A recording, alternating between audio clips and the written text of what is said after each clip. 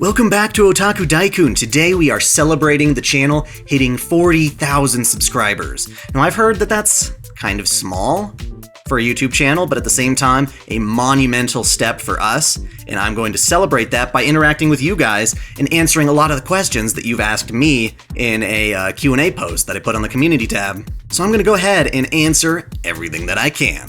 Which historical mythical personality do you want to see as a servant in the Fate series? Also, what class would he or she be? Definitely for me, one of the characters I'd love to see more of as a servant would be Diao-chan from The Romance of the Three Kingdoms. She is Lu Bu's mistress, basically, and there's a whole lot of drama that goes on with them. She's present in the Dynasty Warriors franchise, and I really love her design there, and I would like to see that in Fate. That'd be cool. What class? She's kind of like Matahari, so maybe an assassin. As an otaku, do your parents accept your otaku-ness? Or did they? Does your wife not bother by your otaku-ness? Congrats on having 40,000 subscribers. Thank you. Definitely. So, I'm lucky. My parents have been very, very accepting of my otaku-ness, otakudom, which would definitely be... I watch shows with my mom all the time, which is cool. Recently we watched, Makia. I show her all these movies. We start bawling our eyes out. I don't know why. It's kind of a sick, twisted thing I like to do, is watch sad movies with her. But no, she's seen stuff like Fate, and it's pretty damn good. As for Ari-chan, she is a mild otaku herself. I would not say nearly as much as me in some ways, but definitely involved in that. Do you read about servants' real-life counterparts to see how Fate changes those historical or mythological characters? Of course. Especially when Fate kind of fails to deliver on the details of a given character's lore, I have no choice but to look up the original, and usually if I weigh too heavily on the original mythology, I'll find out that, oh, I didn't know that Fate actually gender-bended this character or something until it's too late. So they did do some really weird twists, and it's actually harder to contend the Fate changes than it is to just, of course, get the original materials. Especially like Achilles, for instance. The version of the story I'm used to with Achilles is him being dipped into the river Styx, and that is what made him immortal, as opposed to these flames that, turned him immortal, and they kept just his heel as a sign of his humanity, which just is not the version that I'm aware of, because she literally dipped him in the river Styx, and where her fingers held onto him was at the heel, and that's the only part that didn't touch the river, and thus did not become immortal. Do people die if they are killed? In real life, yes. Fate, anything can happen. And if you're in Kingdom Hearts, nobody dies. They just disappear or get repurposed or become a nobody. And then you fight for 2 more games and then they're back like nothing happened. If you were a servant in the Holy Grail War, which one would you be? If I were a servant, I don't think I would get to choose who I am. But if I did get to choose to be a character, probably Arthur. I think Arthur would make sense for my personality as well as my love for Artoria. But me being a dude, I think that would be appropriate. Which is why I also cosplay him. Who's your favorite and least favorite servant? Well, obviously, Artoria friggin' Pendragon is my favorite servant. I also love me some Mordred. Let's take a look at this figure.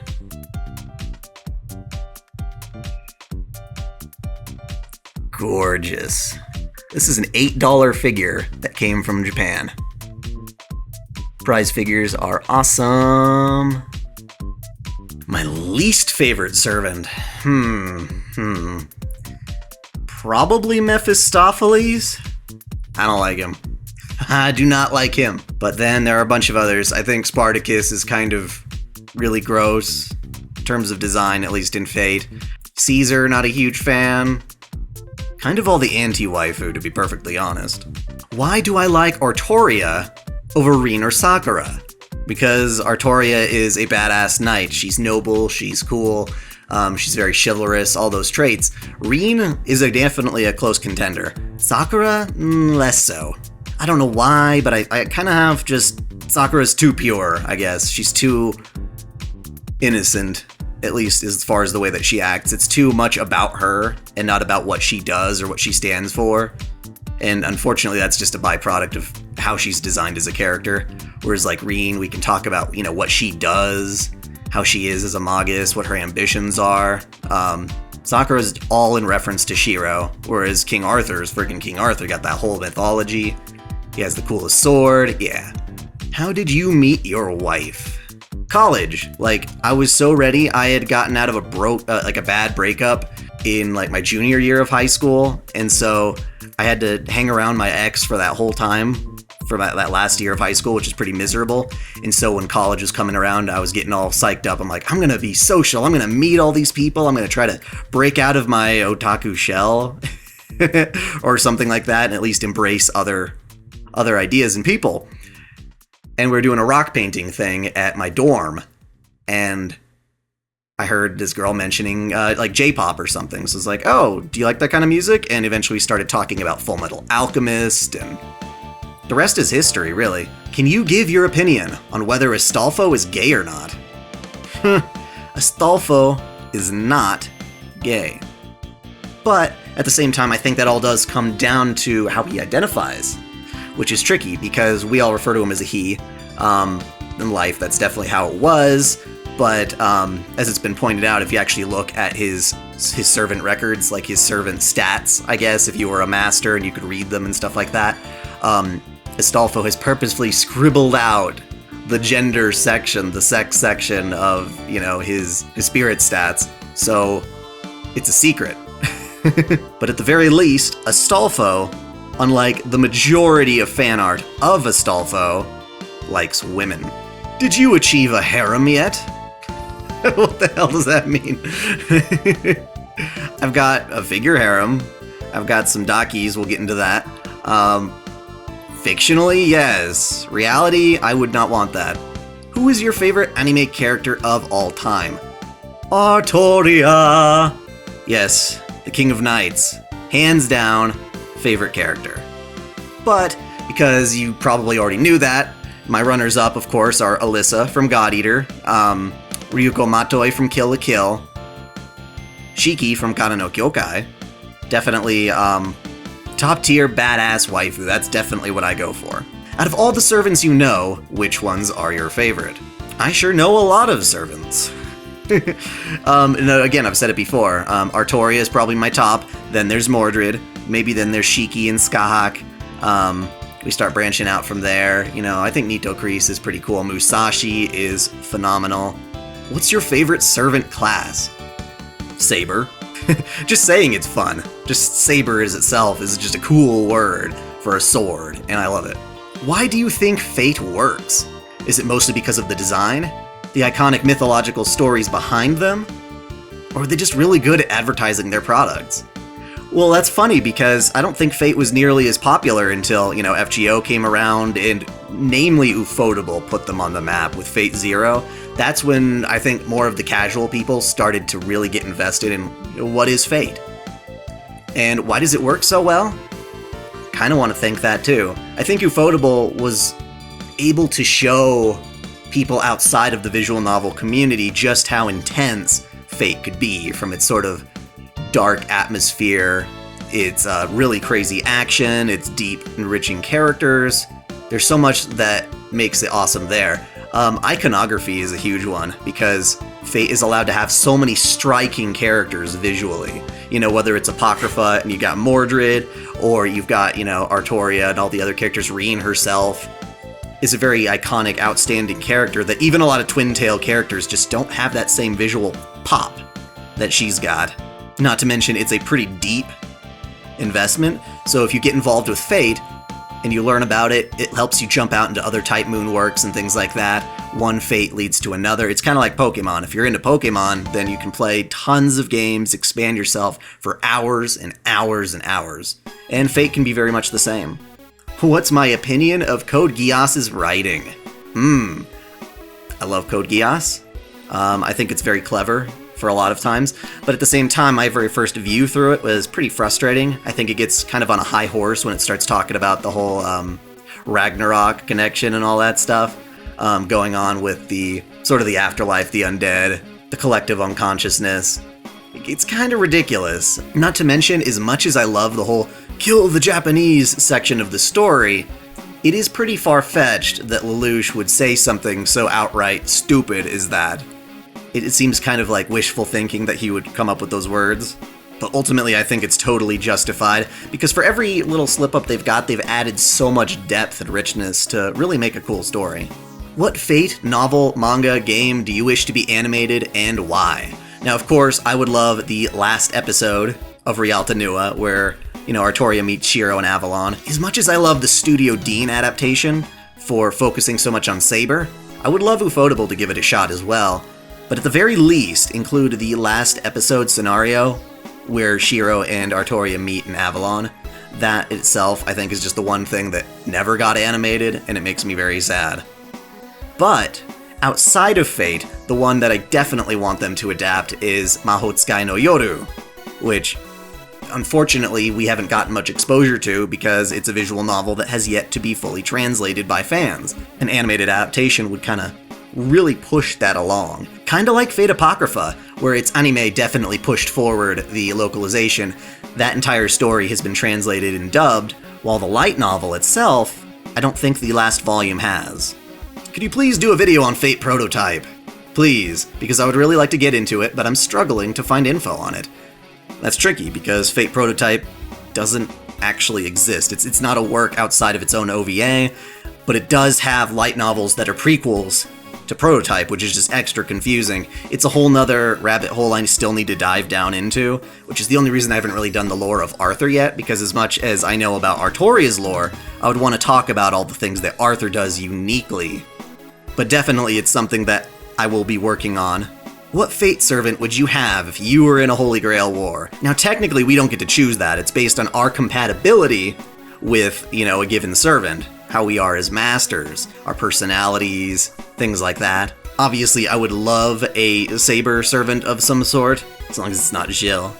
But something tells me I'd be more compatible with Waver, perhaps? What's the first thing that introduced you to Fate? Now, it would be the Studio Dean adaptation. Up to that point, I had seen pictures of Saber. Just this noble woman standing there with her sword, just looking out across the plains and wondering, why the hell do they call her Saber? That's the weirdest freaking name.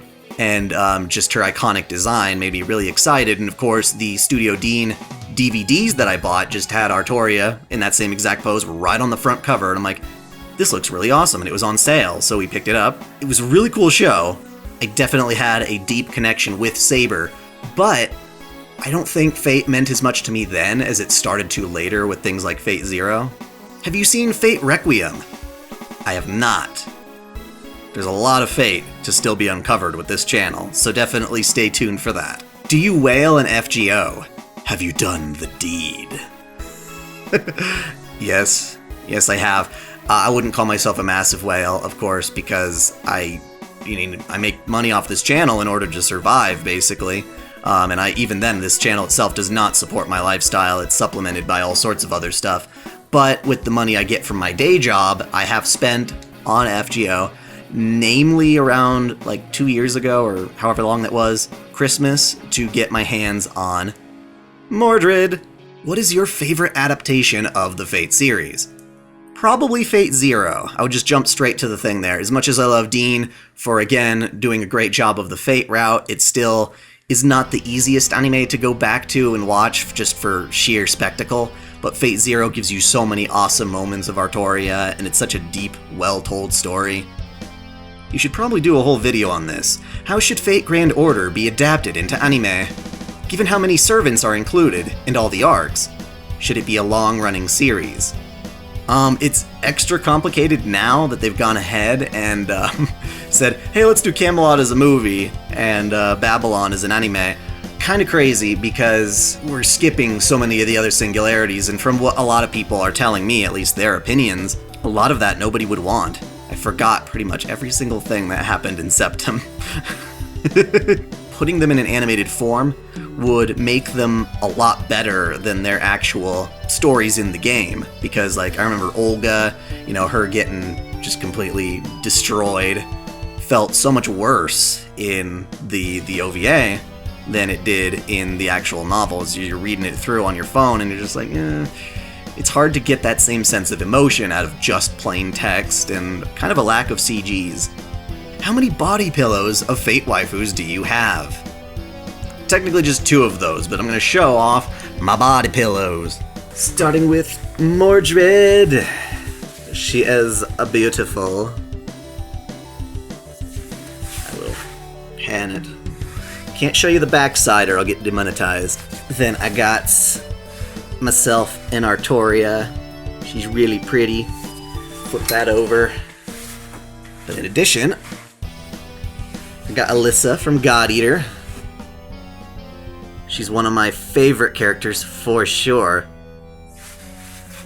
Really pretty side on the back. It's from her God Eater 2 one. Not my favorite costume of hers, but still awesome. And Hikari, aka Mithra, from Xenoblade Chronicles 2. Now I have 2 other Dakimakura pillow covers of Luca from Vocaloid, definitely one of my favorite characters, as well as Violet from Violet Evergarden. Still definitely need more pillows to complete that collection, but these are just one giant waifu pile in my room right now. If you were to do a video collab project with some other AniTubers, who would you most likely reach out to? Obviously ones that I feel like I have some connection with, in agreement with opinions and whatnot. There's a large Fate Grand Order community. I'm sure most of you guys are part of that on YouTube. On another front, definitely ones that I kind of have similar ideology for. Maybe like Happy Console Gamer, somebody who loves retro anime, as well as some of the more political-based ones like Appabend, who definitely have a lot of the same ideas anti-censorship-wise that I feel. I've already done a collaboration with JRPG, which you can check in the description below. He's a fun JRPG channel, and one of my only collabs, really. Definitely wish I could do more of them. What has been your favorite vid to make so far? Shoot, I don't know. I mean, I love doing the servant lores because it allows me to look at so much amazing fan art, to just really go through and showcase the very best that I can, and hopefully with all my narration and the editing of the music and the cards, do those pictures justice. And, you know, of course, I would love to do videos that just promote specific artists. Just be like, hey, here's some of their work. This is really cool. It gets a little trickier with the monetization of that, and that's really the only reason I haven't gone full down that rabbit hole. But definitely that's one of my favorites. Also, some of the convention videos I've been able to make with cosplays and things like that I've very much enjoyed. Especially the Fate lore theaters with the abridged versions with the puppets. That is a lot of fun to set up. Do you think the Tsukihime remake will ever be completed? No. I think part of that's because people didn't really like the concept art that they released, for one, being like, oh, but now they're all saber faces. And I think that might have just discouraged them a little bit, and then FGO comes in. I don't think Tsukihime is ever going to make that kind of money unless they do an FGO collaboration.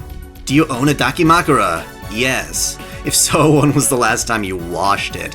These have gotten very minimal use. They're pretty much just decorative pillows at this point, so I actually haven't had to wash them yet, but I definitely will. Most of the time when I'm in bed, I have a puppy to cuddle instead. Yes, here's my corgi. She is my cuddle buddy. She is so soft and so sweet and always lays right next to me at night, so I haven't had much of a need for a Daki. Did you just belch? Did you just belch? Oh, who's your good girl? Is there an intellectual property that you think would work well in anime form? I think Warhammer 40k, due to its sheer scope and the insanity of the setting. It's like Starship Troopers meets JoJo's, honestly. I have very little knowledge of Warhammer 40k, but other non-anime properties that would make good anime, I think they definitely have to have that, that attitude. Stuff like Scott Pilgrim and stuff, even though it's not an anime, feels very much like it would be compatible with that. Even Warhammer 40k makes me wonder, because it seems like, to me, very Gears of War-esque, and I don't think any of that should touch anime because it's so youthful and exciting as opposed to grim and gritty, which is what a lot of sort of Western properties tend to have. Very barbaric characters as opposed to the young, spiky-haired, youthful types that... I think my dad looked at Advent Children and he's like, he looks like a pretty boy, you know, and it's just funny. What have been your best and worst experiences as an otaku? Or that happened because you're one? That's a really good one. Give me some time to think. I think my best experiences are definitely being able to browse figures, go into a shop or a convention that's just a hall filled just with anime stuff everywhere. It is so exciting, and I'd say probably the pinnacle of that was indeed Akihabara, which I just absolutely adored. So probably that. I have a whole video of my journey through Japan in the description below. Definitely check it out. As far as the worst experiences I have ever had, to be honest, I used to make AMVs, and I really like them. I do have a DaiKun Productions channel. That was my old channel way before this, that does have AMVs on it that I made. Kind of the AMV culture at that time, and probably even still today, is kind of twisted.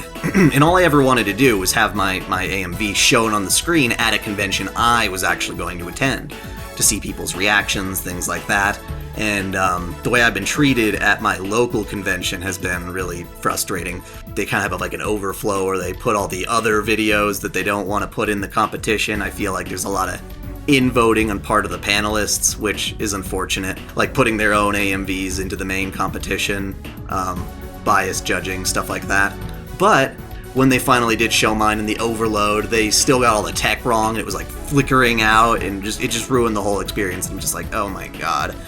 And it made me just say, nope, I'm done with AMVs. Done. Unless I decide to make one just because I'm inspired by it sometime down the road. Could you describe Alko Awazaki's true magic? And what do you think the first true magic is? So Awazaki's use of true magic, in her case, is time travel. Self-induced time travel, and unfortunately I do not have the details of that because I have not experienced Maotsukai no Yoru, and if I did, if I don't want to just spout bullshit, unfortunately, so I don't have the exact answer for that yet, but trying to get my hands on a full playable version or any kind of translation of Mahotsukai no Yoru is definitely one of my goals, and if that ever happens, you'll be damn sure I'll stream it on this channel. As for the first true magic, unfortunately we can only speculate on the first magic, because they have intentionally not put it into a story, but from what I know about it, it seems to be kind of like alchemic almost, like you're creating stuff from nothing. In this case, maybe almost like dark matter type stuff, like unidentified matter that we don't know about. They describe it as ether clumps, but until they actually use it in a given work, there's not much we can actually use to describe it. Is EX luck a thing? And what would it look like in real life?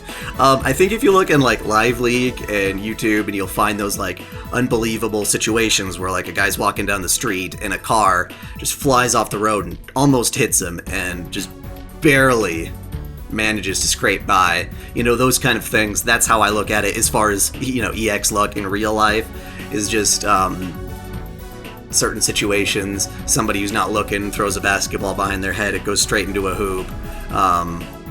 Winning the lottery like multiple times in a row. All sorts of stuff like that would be pretty cool. Is it a thing? Yeah, I mean, is luck really a thing? It's tricky, because is it just coincidence? Or not? Will you be giving your thoughts on the upcoming Fate Grand Order Babylonia anime? And what are your expectations for it? To kind of make me take FGO's story a little more seriously, because looking at the visual novel, in this case the mobile game, which is in visual novel format, and reading that through, it's very comical. They can only get so much done through the words they describe and the few CGs they use, so I would love to see just a lot of this stuff more so come to life. That would definitely be good for me. Kind of in the same way of like how Heaven's Feel's gonna do 9 Lives Blade Works in the third movie. We want to see what that actually looks like instead of just a description of it. So that would be exciting. How big and epic of a fight against Tiamat, for instance, would it be? Do you consider a Fate series as the greatest waifu collection of all time? Probably. Probably, unless you're into like Kantai collection and other stuff, but for me, Definitely, Fate seems to have a lot more variety in the types of characters, unless you're going to call them all saber faces, which I don't feel is the same. But definitely the largest amount of characters that I love, waifu-wise, in any given one franchise. Who's your favorite characters in the Monogatari series? And what is your opinion on it, if you watched? I love Monogatari. It is weird. It definitely takes the certain mindset to get into and understand everything that you're reading because it's so filled with puns and psychological ideas and mythology and such like that. I definitely want to do a lore on Monogatari at one point, but my favorite character, hands down, Senjo Gahara, no contest, and Kanbaru Suruga. She is just amazing. She is so ridiculous and totally attractive. How much time do you devote to your wife? And how much do you devote to your daki? My daki are extremely neglected. They don't get a lot of they don't get a lot of love, probably because I do have a full bed, again with pets and things like that. That just makes it really exciting. I spend a lot of time with my wife. I like to try and incorporate my fandom with her whenever possible, whether it's playing a JRPG together or watching a new show together. Any of those things are really exciting. Why is this not a t-shirt? And they're referring to the picture on the post. And you know what? OtakuDaiKun has had merch for over a year now. Again, description below, has always had that for quite some time. Definitely check it out. What do you think about the visuals showing the new designs for Shiki, Ciel, and Arcuade, which came out years ago? Yeah, a lot of people said they were saber-faced, and while I can kind of agree, I still like them better than the original art. You can hate me for that, but I would have liked to see the remake done with those designs that they showed us. Rank all of the Type Moon heroines from least favorite to favorite. That's a bit tricky. I'll just put a couple of the ones that come to my head in the order that I like them. Definitely Artoria, Rin, Bizette. Sakura for me is still towards the bottom. I think I like even Mitsuzuri more than her. And that's just covering the Stay Night ones. How many Fate Stay Night plushies do you have? I got a few. I got an Artoria. She just lays down. It's cute. Totally cute. Got Matori Ryuko. She's not Fate, but I wanted to show her off because she's adorable. I got another Artoria. This is one that they kind of had at a crane game. We bought this in Japan after failing miserably at said crane game. They had Skahak, which is wonderful. And these I got at convention. Little old Mordred and Rin. They're so cute. What got you interested in anime? And what got you interested in taking a trip to Japan? Not only for the anime, but the cultural aspects as well. And if you plan to go again, where else would you go? Last question. Would you consider becoming an English teacher? Alright, we'll handle them in order. What got me interested in anime? Definitely, it was actually two things, and I didn't realize they were anime at the time, but Sailor Moon, as well as, My Neighbor Totoro. I had no idea it was anime up until a certain point. They just looked really cool. They were just, what is this show? It looks amazing. It looks so much better than all the American crap that I was watching. It was animated so much better. It was so much more beautiful. And I wouldn't come to know until later when a friend got me into Adult Swim that this thing that I like is called, anime, or, anime as I call it. What got me interested in taking a trip to Japan? Obviously because I love Japan and it's just totally, obsessive of me. But definitely a chance to see Akihabara and all the merchandise and the culture. It's nice to feel like finally something that you really enjoy is a spectacle as opposed to a niche, and that's kind of what was nice about going to Japan. As for the cultural aspect, definitely that's there. It's what inspires, a whole lot of anime, although I wouldn't say that my investment in anime has anything to do specifically with Japanese culture necessarily. I get sick of all the cultural festivals just like anyone else when they show up as tropes in shows, but especially a lot of the food, the types of performances, the culture, as far as, going to shrines and temples was really cool. If I could go again, where else would I go? It really depends on if there was, a specific, installation. I liked going to those themed cafes, like Finding Ufotable Cafe, stuff like that. I feel like I pretty much always get a really good overview of things when I go. It would be nice for me to actually just stay in one place for a while. Would I consider becoming an English teacher? No. Me? No, I don't think so. That's what my brother's doing right now. He works in Sapporo, Japan. He teaches mostly middle school English, and it's really cool. He loves it there, and there's a lot of perks. Especially, he can send over prize figures and things that are dirt cheap that he is able to find, as well as used figures that you wouldn't find anywhere else. And it's way cheaper than importing, so it's pretty amazing. Although it is mostly fan service, do you see an adaptation of Fate Hollow Ataraxia coming after the third Heaven's Feel movie? Maybe. Maybe. I think it's definitely valid. I would love to see Bazette's story told and some of the cool stuff like that. But I feel like since they have done, Emiya-san Shi no Kyo no Gohan, that we're not really going to get, a lot of that fan servicey stuff was already covered, and it felt kind of like an adaptation of Hollow Ataraxia in itself. So it'll be interesting to see if they have interest in that. But again, these announcements kind of come out of anywhere. It makes me wonder just how long Ufotable is truly going to stay interested in the Fate franchise. Would you like to see more originally made servants or counter guardians like Emiya?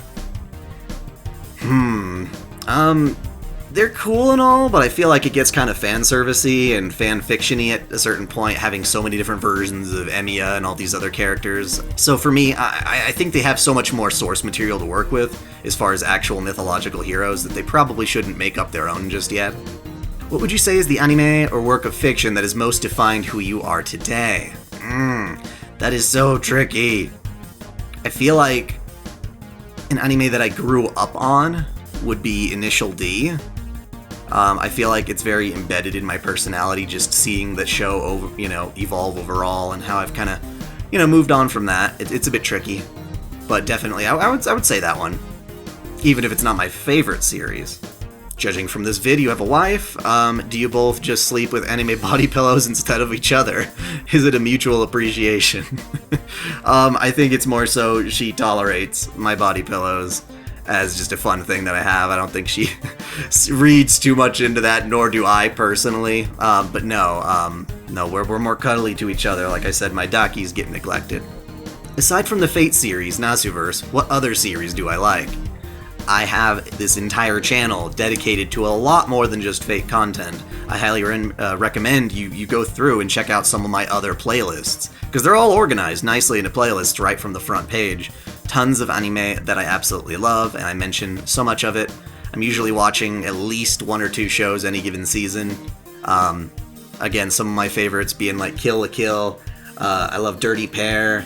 I love Steins Gate, Cabaneri of the Iron Fortress. So many. But yeah, that's just a small little handful. Who do you think deserves Shiro? Sakura, Tosaka, Saber, Ilya, Miyu, or Ryder? I'm gonna say Artoria, obviously, but I think probably one of the best matches for Shiro happens to be Rin, especially by the epilogue they gave in Unlimited Blade Works. Do the Beasts of Humanity only exist in Fate Grand Order? No, I don't think so. To my knowledge, they're fighting one of the beasts in Prototype. I already know you like Velvet Crow, but I gotta ask, since you mentioned Alyssa, what made you like her also? God Eater has some of the best costume designs ever. I am obsessed with the underboob. Is there any other anime with which you would like to make lore videos? Plenty. I mentioned before, Monogatari is definitely one I would like to do lore videos of. I've done some of others like Code Geass and whatnot. I think it just depends on being larger universes. I am doing a video by commission for DS Ire that should be coming out once I finish the whole entirety of that pretty large visual novel. What happens when a summoned heroic spirit gets injured? Like, do they bleed? Yes, they do. They definitely bleed. There are certain things that servants don't need, like food. They don't have to use the restroom. That much has been confirmed, which is quite nifty. Yet they do bleed, which is interesting. Does the reverse side of the world affect the world in the Nasuverse? Yeah, it's the reverse side of the world. So, it doesn't involve much. It's just kind of like a dumping ground for all the phantasmal stuff at the end of the Age of Gods. And there's nifty stuff in there, but it doesn't really rear its head that much. It is a pretty damn nifty place, such as in Apocrypha, to take, for instance, the Greater Grail and prevent it from screwing over the rest of the world and just bring it to the reverse side. So that's definitely a part of it. Will you update your Fate Extra video now that Fate Extra CCC has been fan translated on YouTube? It has? Link me. To my knowledge, there was just the Gilgamesh route, and I guess that's enough to do it, but I don't know how much I'm missing of the other routes just from seeing Gilgamesh's playthrough. Your top 5 uncommon servants you try to summon in the Grail Wars. I don't think I have 5 off the top of my head.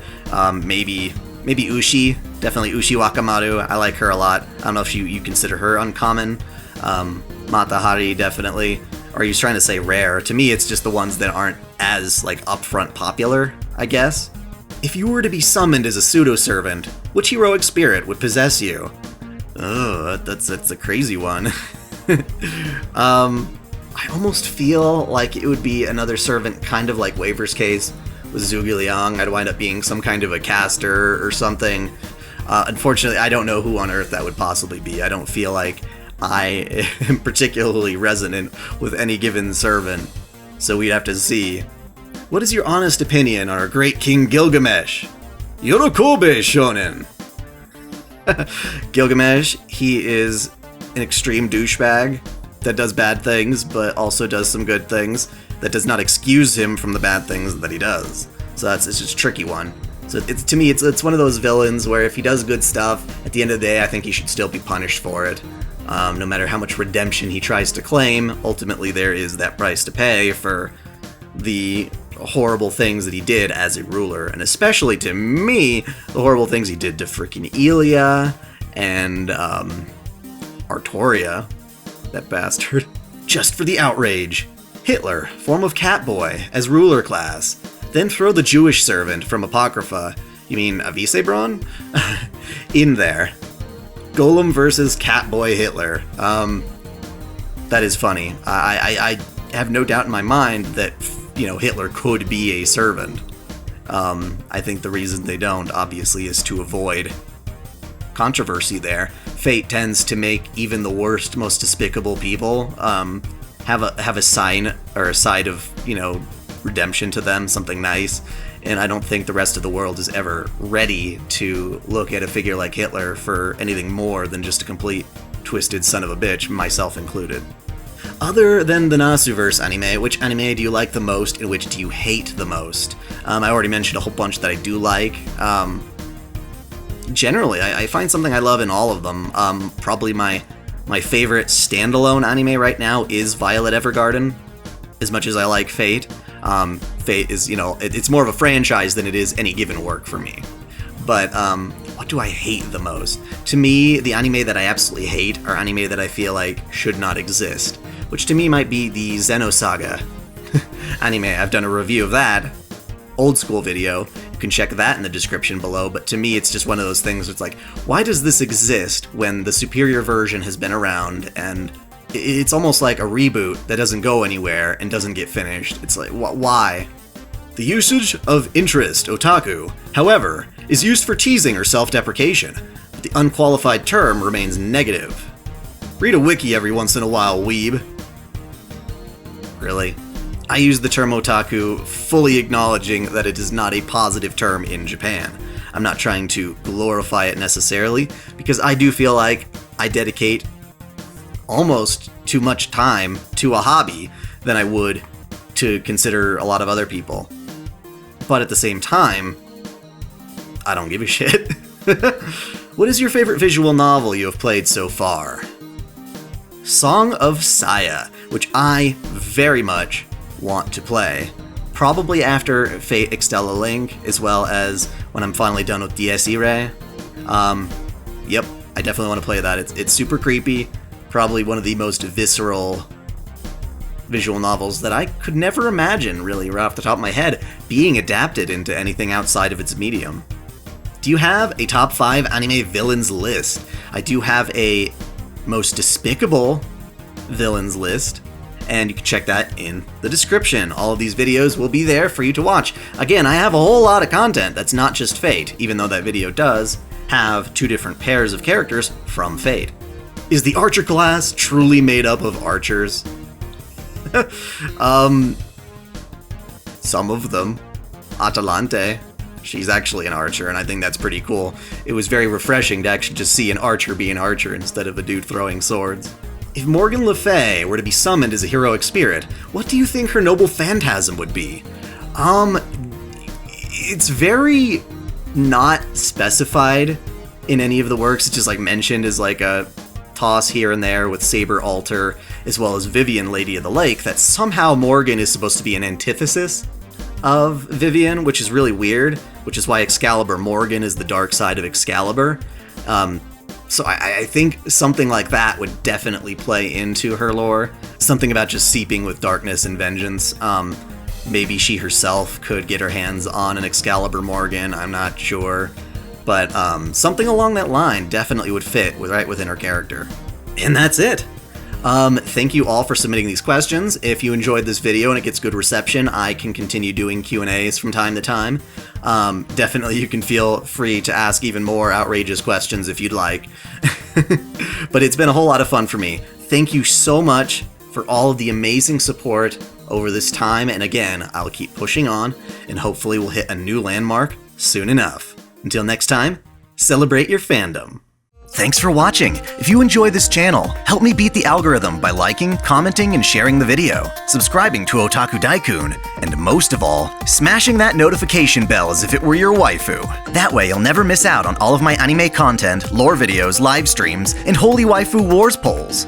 My vids are struggling to get featured, so that bell is absolutely critical. If you want to support me directly, check out my Patreon, or consider donating via Super Chat. And as always, celebrate your fandom.